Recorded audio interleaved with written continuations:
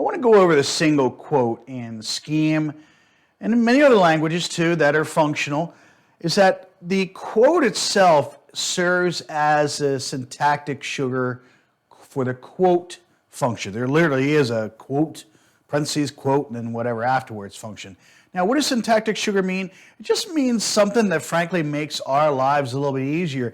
And each language has its own syntactic sugar that we try to use. Matter of fact, Java and Java 21 has really been pushing doing a lot of syntactic sugar just to make our lives a little bit easier. So look for that in each language. It'd be a great Google search to look up for syntactic sugars, C++, Python, all that good stuff. But anyway, the overall set of what happens here, we have our quote, and then whatever the datum is after that is a literal expression or a symbol that actually has a value in the scheme. Think of it as a scheme object.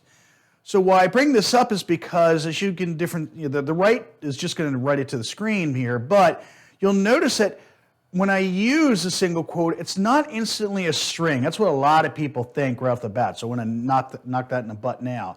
It is a value called Baz. That is the value and the name of that particular object that you're creating.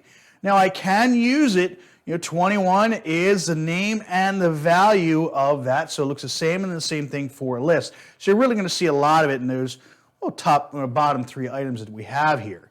If we did some type of verification, remember we have our different equals that we have when we're comparing different items here, you'll notice which items can end up in true and false. All I'm trying to really specify here is that that is frankly not a string. Other than that, if we have some type of comparison, we still have a couple of falses here, but still, you can see the overall comparison between the two when it comes to a string. It's the one I'm really after on this particular block. Now, and really, frankly, here.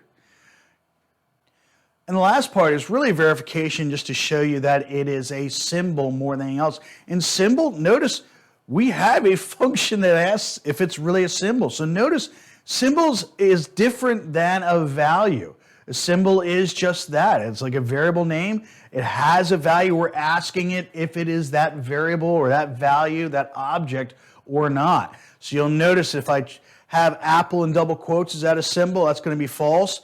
If apple as in the overall symbol setup here using the single quote, that's going to end up being true. So notice there's something else even behind the scenes that we need to think about as well, not just variables and strings and stuff like that, but another item called symbol that's basically going to be an object that has its own value that we can use for later on for numbers, lists, and some other things down the road.